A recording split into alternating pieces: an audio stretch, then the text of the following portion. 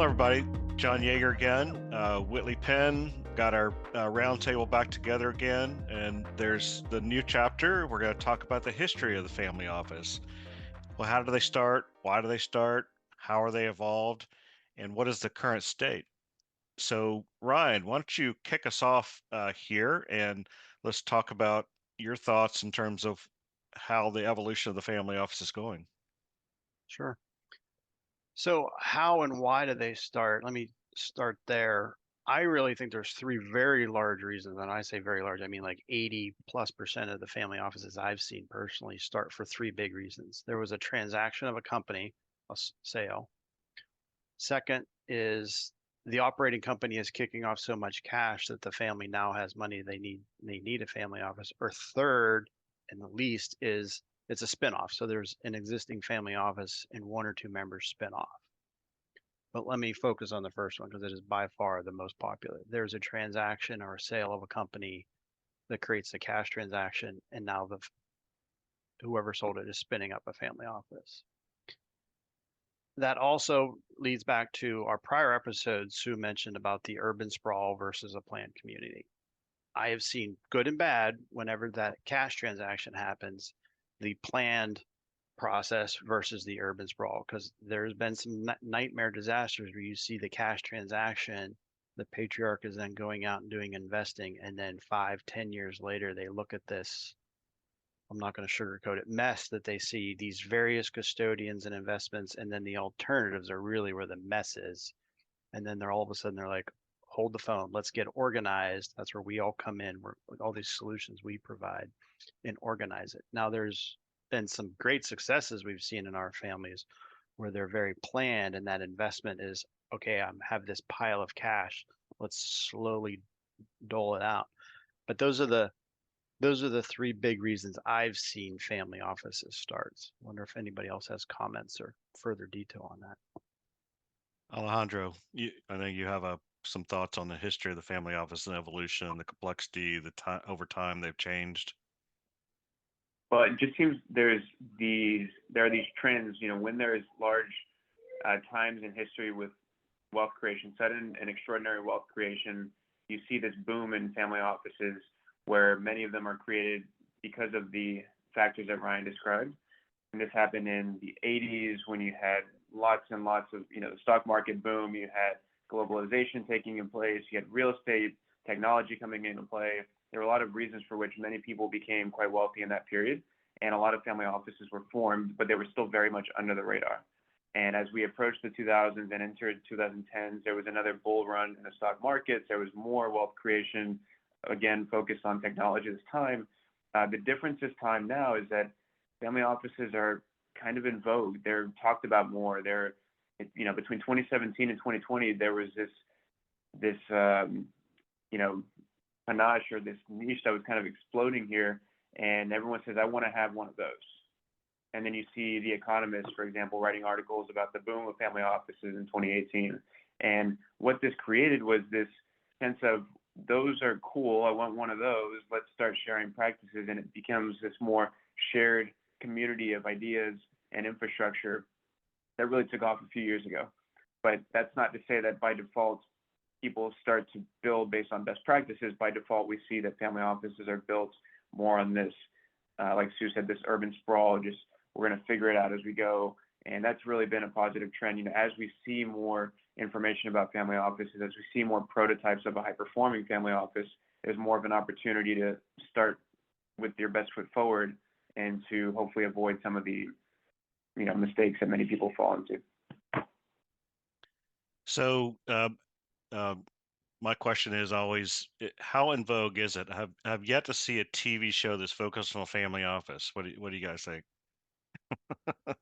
We could start planning that here. That's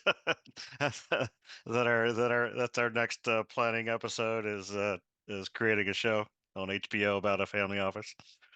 Well, I'll say there's incredible need for discretion, and that's always going to be the counterbalance to this. And so even though more people are finding family offices and then writing papers on them, and even though more technology companies are saying we're focused on the family office space now than they were a few years ago, there's this counterforce where the family offices are very discreet by design. And it's very common to see an email signature where there's no contact information. You're just exchanging emails with some person and you don't know anything about them. Or it could be that the individuals that they serve, we'll say the families, could be targeted individuals for a variety of reasons. They're high profile, they have great wealth, they're natural targets to bad actors. And as a result, the family office ends up being this protection mechanism as well. But these are just reasons for which, you will never find all of them, right? There will always be some mystery behind them, and that's intentional by design. In fact, Alejandro, that's probably one of the whys that we didn't mention, actually, is privacy and protection, right? To put an organization with another name in front of the family so that you don't always know, even when they're investing or they're contributing or they're donating, it's under a name that you may not be familiar with. Right.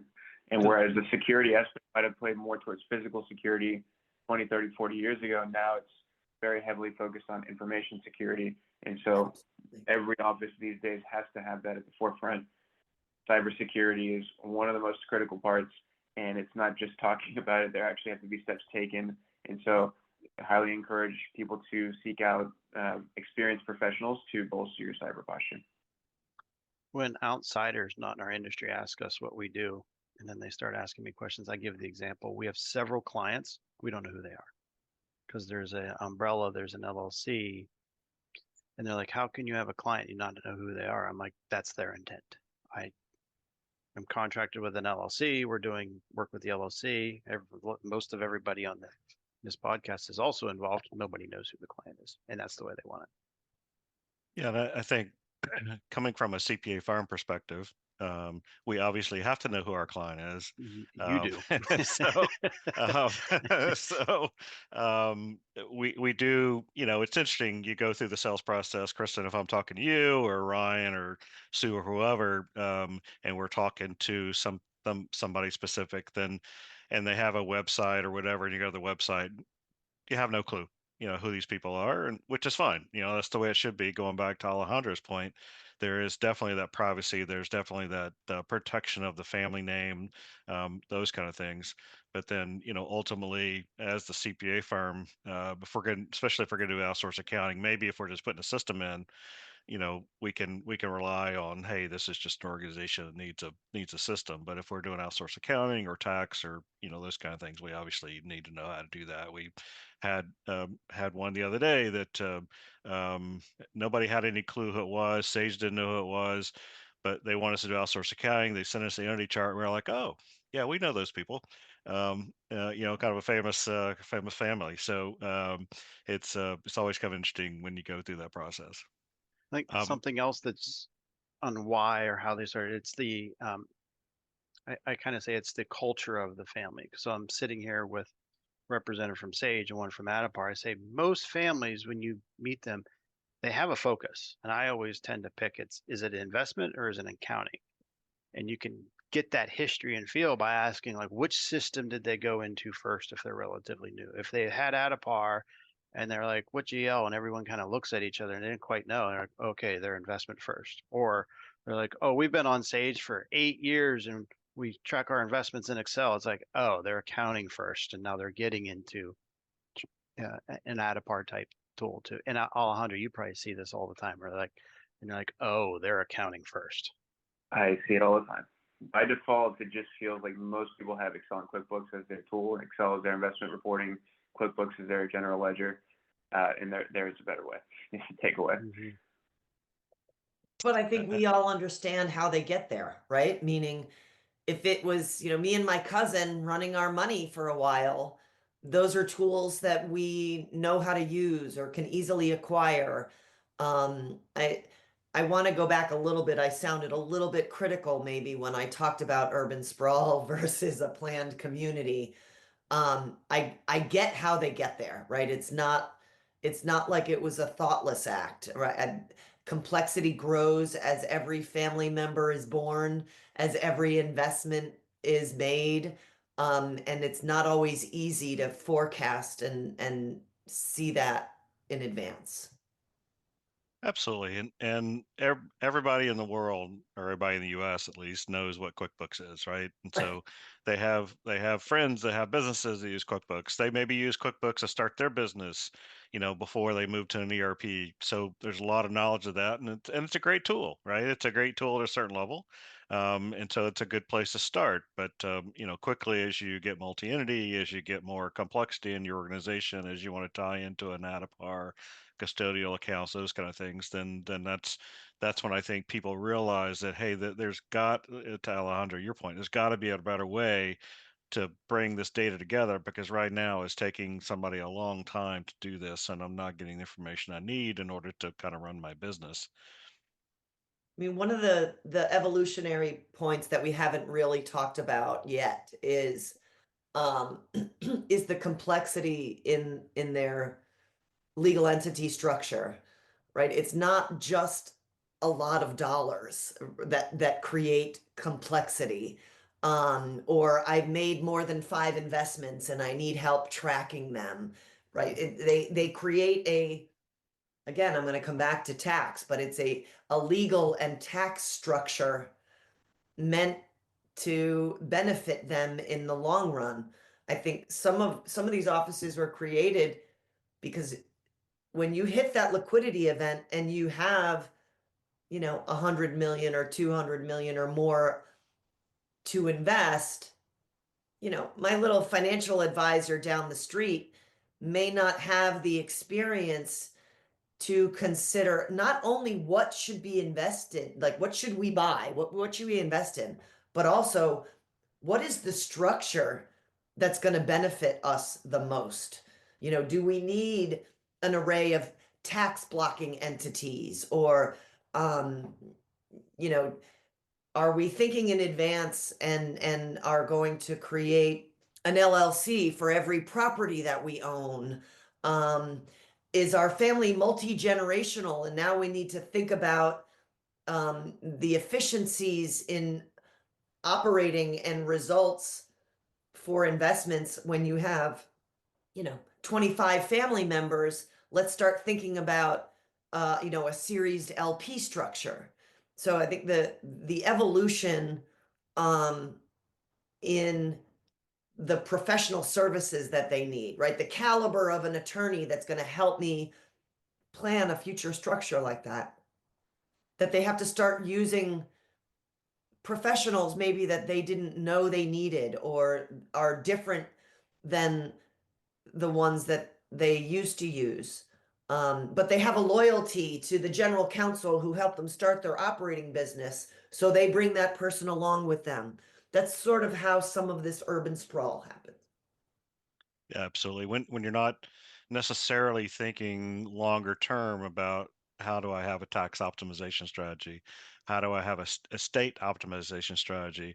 I've got kids, I've got grandkids. I want to leave, A money for legacy. them, a legacy. I want to create a legacy. How do I best do that to protect the assets, to have them protected, have them ready for the children when they get a certain age, those type of things. How do I save for, a lot of things. How do I save for education? How do I save for, their future family and future grandkids and those kind of things? All that, like you said, you not really necessarily think about it when you have that liquidity event, because maybe you did it at a reasonably early age. You're 40 Right. and you sold your business for $500 million, and so now your world has changed quite dramatically, and you're crossing a lot of chasms that you never really thought about crossing before.